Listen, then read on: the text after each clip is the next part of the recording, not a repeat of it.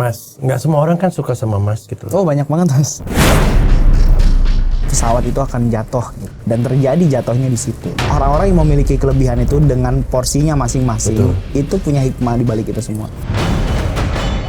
Saya pernah mengungkap satu kasus pembunuhan yang tidak ada saksi dan barang bukti. Kenapa ya semua orang itu dilarang untuk datang ke seorang peramal, dukun, paranormal, dan lain-lain? Iya mau baca orang, kalau orangnya harus cerita gitu. This bullshit.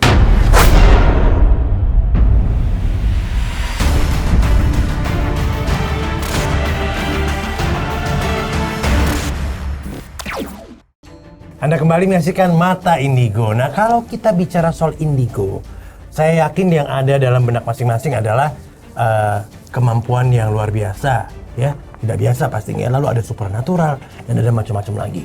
Dan tanpa kita sadari, mereka semua ada loh di sekitar kita. Ya kan, Mbak Furi kan? Iya, ya betul. Kan? Gitu loh. Mas WB, sekarang kan pakai glasses ya. Enggak, supaya Mbak Furi nggak bisa baca karakter saya. Oh, gitu. Ini saya udah pakai ini 5 tahun loh. Oh, 5 tahun. Udah. Iya, tapi gitu emang loh. nggak bisa kebaca sih. Nggak bisa kalau baca kan? kacamata. Nah, ini gelap sekali. 80% lebih gitu loh. Iya. Tapi ngomong-ngomong tentang glasses, tamu kita itu seorang master firasat. Betul, katanya. identik pakai kacamata. Kacamata atau pakai topeng. Betul, sampai ada orang yang mau lagi jalan mau tarik segala macam. Oh, itu sampai Iya, pengen tahu dia betul. siapa sih, wujudnya seperti apa sih, aslinya kayak apa. Iya, kita Udah datang deh kayaknya. Iya, kita panggil Mas Wirang, yeay. Apa kabar? Wah, iya, baik. Ini salaman kita keberapa, Mas? Ke-6.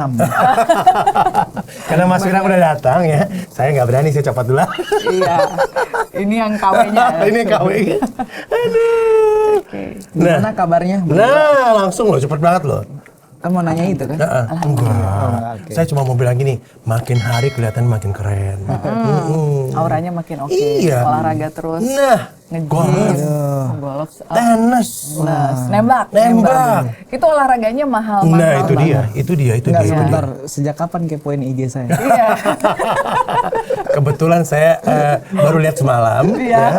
Tapi saya mempelajarinya beberapa bulan sebelumnya, Iya, gitu loh. betul. Dan kagum dengan isi IG-nya, gitu loh, IG-nya, gitu loh. Tapi ini ya, kita sebelumnya kita udah pernah ngobrol sama Mbak Furi tentang anak-anak indigo. Betul. Lalu kita semua juga pasti tahu kalau Mas Wirang itu dijuluki Master Firasat.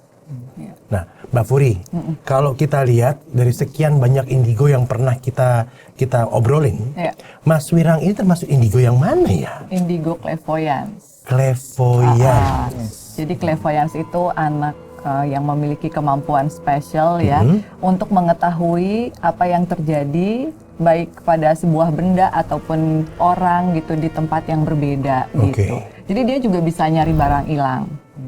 Oke, coba sekarang siapa yang kacamata ada di mana ya? Saya dudukin. Gitu. Dan saya anak clairvo ini bayarannya mahal banget. Nah iyalah, olahraganya aja mahal banget semuanya. Iya. By the way, aku mau nanya ini Mas Wirang ya. Kalau nggak salah, pertama kali merasakan ya punya kemampuan ini pada usia, kalau nggak salah di bawah 10 tahun ya? Iya, 8-9 tahun. Nah, apa yang terjadi pada saat itu Mas Wirang? Pada saat itu pertama kali ya, jadi ada bokap tuh punya teman datang ke rumah. Di situ tuh pertama kali ngerasain bisa baca orang. Di tamu yang datang. Jadi Apa yang dibaca pada saat pertama kali itu? dia mau nipu bokap. Ops, nah ini dia ya. Taunya kayak gimana? Taunya adalah ketika dia dari cara ngobrolnya, bahasa tubuhnya, gesturnya, beberapa berkas yang dia bawa gitu. Dan gue seusia itu udah bisa ngomong ke bokap kalau orang ini nggak bener. 9 tahun loh tuh ya? Yes. 8 tahun, 9 Iya, tahun? kelas 3-4 SD deh. Nah, bokap percaya nggak langsung? Enggak, langsung apaan? Iya kan? Kok ini anak gue jadi gini gitu. Tapi dan pada akhirnya 2 bulan kemudian kejadian. Dan sejak itu bokap menyadari itu. Nah, jadi setiap orang yang datang ke rumah tuh teman-temannya dia pasti gue bacain tuh satu persatu gitu. Dan itu berjalannya waktu sering seperti itu. Nggak bingung Mas, pada saat 8 bingung tahun dan punya kemampuan itu? bingung banget sebenarnya dan nggak enak dan nggak nyaman. Saya sempat nggak sekolah pada saat itu karena mengalami itu terus-terusan saya alami. Sampai tuh orang sekitar di rumah ya pada tahu lah ini anak lagi ada aneh gitu. Iya. Dan maaf kata disebut sedikit gila pada saat itu. Apalagi di sekolah mungkin ya. Iya disebut. Nah uniknya di sekolah kalau ujian saya bisa tahu jawaban dari soal. Berarti nilainya bagus. Wah. Tapi anak-anak clairvoyance itu emang punya karakter yang hampir seperti ini gitu. Oke. Mereka tuh sebenarnya orang yang baik, fun ya, open minded juga. Tetapi memang ada satu sisi yang nggak bisa dibohongin kalau mereka nggak suka sama orang. Pada first impression dia akan langsung kelihatan kayak gitu. Mas Firang, saya mau tanya gini, biasanya orang kan bisa lihat, baca gitu pada saat orang itu nggak terlalu dekat dengan dia. Yes. Apakah semakin dekat kita dengan seseorang atau orang yang clairvoyance ini ya, makin dekat dengan seseorang, makin sulit buat dia untuk bisa membacanya. Okay. Bener nggak? Kalau saya sih nggak tahu ya, dengan persepsi itu kan beda ya. Kalau saya pribadi mau dia deket, jauh tetap kebaca. Terpenting adalah saya tidak akan bisa membaca seseorang ketika saya lagi mengalami permasalahan lah. Kalau saya punya masalah itu langsung nggak bisa ngebaca biasanya. Oke. Iya. Terkadang masalah dalam diri sendiri itu adalah saya stres, depresi, menghadapi situasi keadaan di mana saya bisa membaca orang yang saya nggak mau. Itu nggak enak banget. Kalau saya mau mencoba bisnis dengan seseorang dan saya tahu bisnis itu akan terjadi pengkhianatan, saya disakitin, bukan cerita kerugian dulu ya, kenyamanan. Dan saya tahu itu terjadi, tapi saya mau tidak mau saya jalani. Saya tidak bisa menolak itu. Jadi kalau ditanya, berarti orang kayak lo bisa menghindari takdir dan lain-lain. Saya nggak mau kerana itu, tapi yang jelas saya tetap menjalani dan merasakan proses itu. Itu yang bikin stres. Apalagi untuk tipe clairvo yang bisa baca-baca gitu, nggak enak juga dan agak sedikit susah juga ya kayak gitu. Tapi kalau pasangan nih gimana? Seorang clairvoyance kalau membaca pasangannya sendiri, kadang masih bisa dibohongin juga nggak sih? Terlepas dari dia bohongin atau tidak, yang paling menyakitkan adalah begini. Ketika saya memulai dengan seseorang dan saya tahu bahwasanya hubungannya tidak panjang, satu ya yang pertama, dan saya harus menjalani itu, mau tidak mau saya terima prosesnya, saya jalanin. Saya tahu nih, ini nggak panjang, paling setahun juga udah putus gitu kan. Dan itu beberapa kali. Nah, yang paling tidak enak lagi adalah ketika saya kenal dengan seseorang, suka terhadap dia, kita melihat wah ini cantik, baik dari bahasa tubuhnya, tapi ada sisi yang buruk yang saya tahu kalau saya jalanin sama dia, mungkin di 2 tahun 3 tahun ke depan sifat buruk, sifat aslinya ini saya nggak bisa terima. Kenapa dijalanin? Kehidupan. Bucin ini nggak bisa jadi lagi tetap nih. Seorang indigo juga bucin. Iya, indigo bisa bucin juga ya. Indigo bucin banget. Indigo lebih bucin daripada orang normal. Nah ini dia. Iya. Karena sensitivitasnya lebih tinggi mungkin. Iya, ya? sangat. Saya pernah mengungkap satu kasus pembunuhan yang tidak ada saksi dan barang bukti. Oh iya, tahun berapa itu? Ada di Instagram saya, jadi saya ceritakan lagi nih. Jadi pada saat itu saya main ke salah satu daerah di Jawa Timur, kebetulan di sana Kapolresnya teman saya. Saya main aja. Saya potong. Itu orang yang minta atau keinginan sendiri? Cuman kita mau main aja, silaturahmi. Tapi saya bilang, abang kalau nyuruh saya main ke sana, kalau mau nyuruh saya baca-baca saya nggak mau. Oh enggak, kita cuma mau ini aja. Oke, saya datang ke sana. Ternyata memang pada saat di sana dia nggak berniat pengen dibacain dan lain-lain. Terus udah gak lama datang tuh anggota, dia bilang, Pak ini kasus harus terungkap karena ini sudah didesak oleh masyarakat dan lain-lain. Dia bilang, cerita Mas, ini ada kasus pembunuhan, bisa nggak ya terungkap? Saya sambil makan, saya diam aja kan. Oh gitu ya, semoga terungkap deh. Saya bilang gitu tuh, semoga terungkap. Alat bukti petunjuknya apa? Saya bilang, nggak ada saksi, nggak ada alat bukti, bukti petunjuk nggak ada. Waduh repot dong, saya bilang gitu tuh. Ya udah akhirnya, iya Mas makasih. Semoga ketemu, saya bilang, saya doain. Saya pulang dari tempat kita makan, saya balik ke hotel, saya mandi. Setelah saya mandi, saya ibadah Isya, saya tiba-tiba pengen telepon dia. Akhirnya saya telepon, Bang, aku ke kantor sekarang. Aku udah di rumah dinas nih, dia bilang. Enggak, aku ke kantor aja, aku mau ngomong. Akhirnya dia malam-malam tuh paksain kantor. Kenapa Mas? Aku mau ungkap kasus pembunuhan tadi. Jadi saya ungkap jalan itu jam 10, mulai jalan. Dia buat tim baru lagi, dia bilang, Mas Wilang pilih timnya mau yang mana gitu. Saya tunjuk, pilih beberapa anggota dia, saya pilih. Jam 1 malam terungkap. Oke, jadi ceritanya simple banget. Itu kayak rekonstruksi gitu bukan? Yes, Iya. simple banget. Jadi saya bilang, hal yang pertama saya lakukan, saya kan nggak punya ilmu kepolisian untuk Iya. mengungkap Iya. begitu. Cuma saya bilang, kasih saya kepercayaan yang memimpin operasi ini saya bilang. Dan itu kan para perwira kan, akhirnya mereka ya udah kita ikutin Gaya. Mas Wirang nih. Dan ada nanti di IG saya Iya, paparan iya, tuh iya. di papan tulis. Jadi gelar lidik lah namanya. Nah di situ saya cuman bilang, saya mau ke TKP saat ini juga. Kita berjalan tuh malam itu ke TKP. Jalan ke TKP, saya ingat betul jalan ke TKP itu kaki saya cuman diarahin kayak ke pohon besar. Di situ tempat pembunuhnya bunuh si korban. Nah akhirnya saya bilang, hasilnya apa pada saat kalian melakukan lidik pengumpulan bahan keterangan sebelumnya? Dia cuma bilang nggak ada hasil apapun, semua orang di sini nggak ada yang dicurigain. Iya. Dan akhirnya saya jalan ke satu rumah, saya tanya, ini rumah siapa? Saya bilang, oh nggak tahu mas, kita nggak tahu juga, kata dia. Saya mau main ke rumah orang ini, saya pengen ketemu sama yang punya rumah ini. Ketemulah sama yang punya rumah, ternyata itu keluarganya. Ketemu sama keluarganya, dan si yang punya rumah ini, calon tersangka ini, dia bilang, ngapain bertamu malam-malam? Dan akhirnya sebelum itu memang saya udah izin dulu, mas, ingetin dulu ya, izin dulu sama RT-nya gitu. Kalau kan kita nggak enak nih main begini. Saya datang ke dalam, itu auranya beda banget. Begitu, wah saya merinding. Begitu ketemu sama si tersangkanya itu, dia ngeliat saya beda. Dia langsung pakai sarung, terus dia langsung hisap rokok, nggak berhenti. Nervous ya? Iya, Udah dia tahu. nervous, dan saya langsung bilang, saya tahu ini pelakunya, tapi saya tidak bisa menjudge dia Iya, karena betul. saya nggak punya bukti. Betul. Oke, akhirnya saya bilang ke Kasat Reskrimnya, saya bilang, bisa nggak hari ini juga buat surat? Sekarang juga dibikin surat pemanggilan dia. Ya nggak tahu lah dengan keadaan apa gitu kan. Dibuatlah surat, akhirnya kita panggil dia, bawa ke Polres. Nah, bawa ke Polres, akhirnya saya periksa. Saya yang tanya-tanyain, saya cuma bilang, pada saat kejadian kamu di mana gitu. Wah, saya di rumah tidur, nggak tahu apa-apa. Akhirnya dari Polres itu balik lagi ke TKP. Nah, saya cuma bilang gini, kan ada titik tempat si korban jatuh tuh dari polsek pertama kali kejadian. Saya tanya sama polseknya, di mana posisi korbannya? Di sana pak, kata dia. Jadi itu berapa meter, terus saya tanya nih sama si tersangkanya, bilangnya gini, mas, kamu waktu kejadian itu lihat nggak si korban di mana? Oh iya saya lihat. Di mana? Dia bilang di sini. Si polseknya di sana.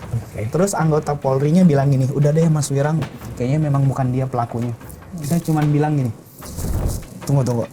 Ini dia menunjukkan apa yang dia lakukan pada saat itu. Karena kenapa? Secara logika, karena kan dia bacok tuh orangnya, korbannya. Dia bacok di sini, jatuhnya di sana. Kenapa dia bisa mengklaim di sini? Karena dia berdirinya di situ. Akhirnya kita nggak punya cara untuk gimana caranya supaya orang ini mengaku. Saya bilang, saya yakin pasti orang di dalam rumahnya tahu salah satu dia pelakunya. Akhirnya saya memutuskan untuk, saya bilang, sekarang Pak Kasat panggil adiknya. Adiknya menantunya. Dipanggil menantunya. Jadi menantunya juga dipanggil. Jadi saya memang pakai strategi psikologi kan. Menantunya datang, saya cuma bilang gini sama menantunya. Sekarang itu bapak mertuamu udah di penjara. Dia sudah mengaku bahwasanya dia telah melakukan pembunuhan. Dia masih bingung kan, diam. Saya balik lagi ke mertuanya, saya bilang, itu menantumu lagi dipanggil, lagi diperiksa. Dan saya cuma bilang gini, kamu nggak bisa ngelak dari saya. Menantumu sudah mengakui, kamu ambil parang, kamu cuci, kamu simpan di atas lemari. Padahal menantunya nggak ngomong gitu. Dan akhirnya si mertuanya tuh, bapak itu langsung, ya saya mengakui saya membunuh. Jadi benar-benar itu tadi, clairvoyant itu benar-benar menggunakan situasi keadaan, semuanya dilibatin. Dan itu masuk berita, dan di daerah itu viral banget. Iya, pastinya ya. Iya. Lalu firasat yang sudah pernah terbukti yang tentang apa KRI Nanggala itu gimana? Jadi kabar itu tenggelam 2 hari sebelumnya, sebenarnya saya udah koordinasi, udah dikasih tahu sebelum itu mencuat. Maksudnya ya udah deh, jangan disembunyiin lagi, dimunculin aja ke media, orang emang nggak ketemu gitu. Oh, dan dari color ya. Kalau Mas Wirang sendiri ngelihat diri Wirang Birawa tuh seperti ini gitu. Gua suka ngulik sih aslinya. Semuanya gua kulik. baik itu dari sisi dunia clairvoyant, dunia palmistry, dunia ramal-meramal tuh semua gue kulik. Gue mencari tahu kenapa semua orang mencari hal soal ini, apa yang menjadi persoalan. Dan ternyata hasilnya adalah semua orang itu akan mengalami suatu masalah, Iya. cuman mereka butuh booster aja. Iya. Nah, Butuh cuman penyemangat. memang yang saya sangat sayangkan adalah di era digital seperti ini ada beberapa platform sosial media yang menampilkan figur-figur baru mengklaim dirinya bisa membaca orang lain, Ya. meramal dan Indigo, lain-lain. clairvoyant, Itu segala hak macam, mereka. Cuman satu hal yang paling saya sayangkan adalah ketika mereka membodohi banyak orang. Ya. Betul. Nah, ini menarik kan? Ini banyak. Kita tahu banyak semua. banget. Bagaimana menghadapi orang-orang kayak Oke, gitu? cara menghadapinya simpel aja. Intinya begini. Ciri-ciri palsunya kayak gimana tuh? Ketika dia mengklaim dirinya bisa membaca orang lain, tapi ketika dia tidak tahu hakikat ilmu intinya itu apa, itu dia nggak bisa lah. Satu. Iya, Yang iya. kedua, kalau you mau membaca, kayak Mbak Furi, aku bukan puji nih, tapi dia keren sih, dia bisa baca aku.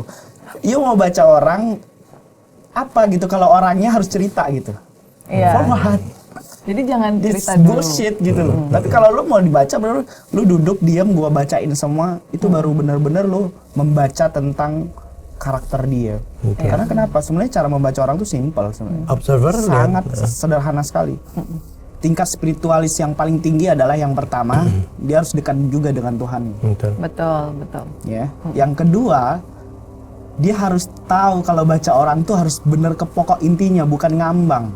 Ya, to the point. Saya mempelajari algoritmanya kehidupan itu punya rumus. Masalah, penyelesaian, Betul. perubahan, dan lain-lain. Ya. Dan semuanya sama mengalami masalah itu. Siapa sih yang nggak punya permasalahan soal keuangan? Iya. Siapa yang nggak punya permasalahan Hidup soal ya itu karir? semua ada Itu dong. semua ada. Iya. Nah, cuman yang menjadi persoalan adalah ketika dia terus-terusan membuat konten itu membodohi banyak orang. Ya. Itu nggak enak banget kan? Makanya ini agak sensitif sih sebenarnya. Nggak apa-apa, memang itu yang terjadi kan kita. Iya kan? Oke. Betul. Kenapa ya semua orang itu dilarang untuk datang ke seorang peramal, dukun, paranormal dan lain-lain? Karena Tuhan tuh maha tahu. Kalau kalian datang ke mereka itu ke depan di masa yang akan datang. Kalau dukun, peramal, paranormalnya bilang, "You mau bahagia pulang dari sini jangan sholat, mandi kembang dan lain-lain." Repot dong. Ya, betul. Iya kan? Tapi kalau ya persepsi orang kan beda-beda, paradigma orang, sudut pandang terserah. Tapi yang jelas setiap orang yang datang kita harus menunjukkan jalan yang benar. Lu punya masalah, kesannya gini aja sih, motivasi dia, obati dia, sembuhi dia dari permasalahan masa lalu dia. Dia stres, dia punya masalah apa. Iya. Ya. Itu cukup sih sebetulnya ya. Ya kan? Tapi ya tetap sih, ketajaman seorang clairvoyance juga nggak bisa diiniin. Jadi kalaupun kita tadi bicara tentang psikologi dan lain-lain, seseorang yang sudah terlahir dengan bakat clairvoyance tentunya akan jauh lebih tajam. Tapi biasanya seorang clairvoyance itu kan memiliki keinginan untuk apa yang dia lihat untuk tidak terjadi. Oh iya benar. Nah, biasanya apa yang Mas Wira lakukan tuh? Saya kalau udah ngelihat sesuatu terjadi, saya akan berdoa itu tidak terjadi. Nggak apa-apa orang bully saya bilang ramalannya salah. Nggak apa-apa, biarin. Iya. Tapi yang jelas tidak akan banyak korban dan nggak terjadi. Saya lebih memilih begitu. Daripada ramalannya kejadian, orang bilang wah keren ramalannya hebat. Tapi buat apa gitu? Banyak keluarga yang ditinggalkan, banyak Betul. orang Banyak yang yang sedih. meninggal gitu. Kita bicara soal master firasat. Iya. Ya. Mau nggak mau kita akan teringat pada contoh kasus yang ada kan. Betul. Ya, kalau nggak salah waktu itu yang di Balikpapan ya waktu kecelakaan pesawat. Ya. Yes, Nah, ini mungkin pesawat. bisa ceritain Mas. Ada beberapa sih kejadian di Makassar juga. Iya. Jadi kalau itu sih memang suka nggak nyaman. Jadi saya selalu bilang sama teman kalau ada beberapa di pemerintahan yang itu pesawat itu akan jatuh gitu. Oh supaya nggak jatuh gimana kata dia Oke. gitu kan. Ya udah benerin ininya gitu, cash flow-nya dan lain-lain, maintenance-nya dan lain-lain. Ternyata ada beberapa kali nggak dibenerin dan menganggap itu angin lalu aja. Ditanya di mana jatuhnya, saya sebutin nama satu kota dan terjadi jatuhnya di situ. Itu nggak enak banget. Nah yang terakhir tuh kalau nggak salah kita tahu ada berita viral tuh yang gagal mendarat di Betul. kota lain. Saya nggak mau sebut maskapainya. Ya. Dan pada saat itu yang naik teman saya. Oh, Nah, teman saya pribadi dan tanya sama saya, sebaiknya kamu nggak usah naikin lagi tuh pesawat kalau lu punya perasaan nggak enak gitu, karena dia kasih tahu kan ini nomor penerbangannya nih pesawatnya ini kamu gimana. Dia punya batin nggak enak nih. Iya. Dia duluan ngabarin dan akhirnya saya bilang ya udah lebih bagus kamu nggak usah naik pesawat itu. Dan akhirnya dia membatalkan tiket keberangkatan itu dan dia beberapa jam kemudian mendapat kabar pesawat itu mendarat di tempat lain, mendarat darurat. Nah, sebenarnya kalau ditanya nyaman nggak sih begitu, sangat nggak nyaman banget. Gue pribadi iyalah, temen naik sih. pesawat itu masih suka yang walaupun ya ini pesawat nyampenya aman, tapi di atasnya nggak aman gitu. Itu sampai kadang saya trauma banget kalau naik pesawat. Saya pribadi. Ya, stres. Stres. Ya iyalah, tiba-tiba bisa baca, tiba-tiba berarti tercapture ya? Apa slide by slide apa bagaimana sebetulnya ini? Lihat ya. Slide by slide. Kan saya sempat lihat, saya kepoin IG-nya. Iya. Ada awan, ada ini gitu. Chattingannya juga banyak, mas saya kaget kan bacanya kan gitu. Nah. Nggak nyaman sih sebenarnya. Gak nyaman. Tapi ada sedikit cerita nih ke belakang. iya. Kalau dibilang nyaman nggak? Enggak. Tapi ada satu yang Tuhan tuh nunjukin ke saya, ternyata orang-orang yang memiliki kelebihan itu dengan porsinya masing-masing, Betul. itu punya hikmah di balik itu semua. Saya pernah punya klien, pengen ketemu konsultasi, ketemu diaturin sama manajer saya, akhirnya jam 4 ketemuan, kita ketemuan dan saya bacain dia, itu nggak lebih dari 10 menit. Oke. Ya, saya bilang, "You bayar saya per jam 10.000 US dollar dan lu cuma 10 menit udah gitu." Kan tanda tanya dong. Iya. Ya kan? Dan akhirnya saya tepis itu semua dan akhirnya dia pulang. Nggak lama jam 6 dia telepon lagi saya. 2 jam setelah itu. Pengen ketemu lagi. Ya udah ketemu lagi. Tapi pada saat itu saya bilang, kalau mau ketemu lagi mau apa ini? Mau dibacain atau apa gitu? Pergi lagi Enggak, terus aku mau ngobrol aja, mau nongkrong santai aja, mau chill aja kata dia. Oke, boleh. Ya udah aku nggak kena incas deh kalau mau. Setengah lah, 50% kan kecil. Kebetulan karena emang macet juga. Sore kan gue mau pulang Sekalian macet ya. sekali ya udah. Oke. Kita ngobrol lagi, ketemu pada saat itu dan dia bilangnya begini sama saya. Kamu main nggak ke apartemen aku? Kamu suka wine nggak? Oke. Ini belum selesai nih. Iya. Oh iya, aku bilang. Someday lah, aku bilang gitu kan. Terus dia bilang, yaudah kalau gitu aku panggil supir aku sekarang ya. Kita jalan sekarang. Tahu nggak apa yang aku lakuin? Pada saat itu aku cuma pegang tangannya, aku cuma bilang, siapa yang nyuruh kamu? Aku pegang tangannya, aku cuma bilang, siapa yang nyuruh kamu? Ternyata wanita ini niat mau jebak saya, ada narkoba di apartemen itu. Oh, gitu. Jadi Ini the positive side-nya ya, yang positive bagusnya bisa side-nya. lihat. Tapi mungkin yang karena seperti dia itu. seorang public figure. Nah, Iya, pada iya. saat Gitu. saya bilang itu, dia langsung nangis. Dia langsung nangis, minta maaf, dan akhirnya ya saya tahu siapa yang nyuruh akhirnya kan. Oke. Ketika teman-teman saya tahu, dia cuma bilang kan lo bisa baca gitu. Saya cuma bilang ya lebih baik saya disakitin dia, tapi setidaknya di awal saya udah nolong duluan. Oh iya. Dan ini profesi sudah ditekuni, jadi profesi ya, Yes, sebetulnya jadi kan ya. profesi, yes. Ya bisa palm reader dan semua segala macam Dan saya gitu. kebanyakan klien saya dari luar negeri. Oh berarti udah bisa pakai Zoom dan Yes, lain-lain segala macam dari jauh. sekarang. Dan saya Lain- hanya dengar suaranya aja, saya udah tahu dia permasalahan hidupnya apa, karakternya apa. Biasanya begitu. Biasanya banyak laki-laki atau perempuan? Kebanyakan perempuan. Kalau laki-laki biasanya soal corporate lah, perusahaan. Pernah kepikir dari kecil bahwa ini akan jadi profesi yang mendatangkan Sangat Jo. Sangat. income yang Yes. yang more than enough Benar, bahkan. Saya dari sejak sekolah, zaman saya SMP itu, saya nggak nginjak kelas 2 SMP. SMA saya nggak nginjak kelas 2, langsung naik. Nggak tahu kenapa gurunya buat kebijakan begitu. Di SMP itu saya udah berpikir, saya bilang sama orang tua, ini akan jadi profesi saya dan saya akan dikenal di Indonesia. Gitu. Zaman SMP itu. Jadi waktu kejadian seperti ini ya nyokap nggak kaget, dia udah tahu. Ya emang dari dulu kamu suka ngomong gitu. Iya. Dari dulu Kebukti dianggap jadi aneh ya. jadi dianggap aneh pada masa kecil. Pada masa kecil. Masa dewasanya ya Dia unik, spesial. unik, special. Saya lebih suka pakai kata special daripada Special, aneh ya. betul. Mas, nggak semua orang kan suka sama Mas gitu loh. Oh banyak banget Mas. Ya kan, maksud saya seperti biasa, nggak semua orang juga suka sama kita kan, Mbak. Betul. Tapi nggak Pasti sukanya ada. sama gua itu adalah dia menganggap, contoh nih di suatu perusahaan, ketika gua ada di sana menjadi konsultan di sana, itu orang-orang para Yang bandel-bandelnya. ya nggak bener lah gitu Iya, ya. iya. Dan panik semua. itu pada mau depak kita supaya kita keluar, dan itu sering Kebakar terjadi. jenggot semua ya. Itu Dan aja. gue Iya sih. walaupun tahu gitu, gue cuman bilang sama bosnya ya, mungkin gue nggak lama lagi di sini gitu. Mungkin lo akan dengar kabar tentang gue yang nggak baik gitu-gitu. Ya lo harus telinganya jangan tipis deh gitu. Oh. Saya dengar-dengar katanya kliennya paling banyak pejabat ya. 80%. Wow. Iya, Berarti gimana banyak tuh? masalah tuh. Nge-handle ya, bagi-bagi waktunya. Agak repot sih sebenarnya. Benar, sangat repot banget.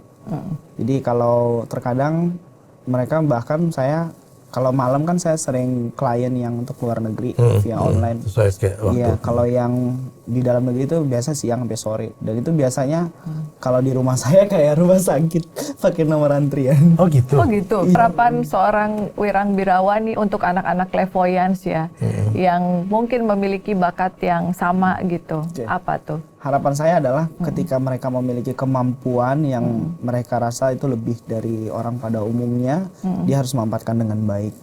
Karena kemampuan seperti ini kalau dibawa ke arah yang jahat itu sangat menguntungkan sekali sebenarnya. Betul. Sangat.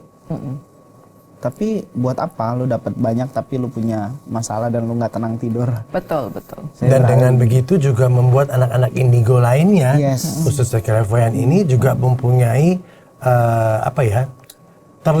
terlihat tidak jelek di mata orang-orang kan, gitu kan, akhirnya kan bisa membuat orang juga merasa bahwa ini adalah bagian gitu kan, itu kan. Yang paling jeleknya adalah ketika jadi gini, ketika lo mau jadi clairvoyant, lo cukup jadi clairvoyant, jangan jadi indigo. Ketika lo jadi indigo jangan jadi paranormal. Lo jadi jati diri lo sendiri aja, jangan semuanya ada diborong. Iya, iya, iya. Lo kalau mau bacain orang aja, jangan pakai ngobatin orang. Kalau lo ngobatin orang, ngobatin aja, jangan bacain orang. Iya. Ini titiknya, Betul. pilih salah satu. Iya. Karena memang indigo nggak ada yang menguasai semua hal. Yes. Kalau semua hal dikuasai namanya indigo home. Oh, oke. Indigos karena banyak indigos. gitu. Ya, saya Kalau banyak. dia mau Kan nguasain kalau dia. plural Singapura ini Kalau kan banyak. dia bisa baca, bisa ngobatin, bisa nyembuhin, bisa dan lain-lain. Sekalian lu buka PT namanya Alugada aja. Apa lu mau gua ada? Iya, kalau nggak ada ya. Betul, Oke, betul. ini kita udah ngobrol banyak banget. Ada satu pertanyaan penutup dari saya, dari saya dan Mbak Furi tentunya ya. Kan udah mau 2024 nih, bakal panen nih kelihatannya, ya kan? Iya, ini Soalnya kelihatannya.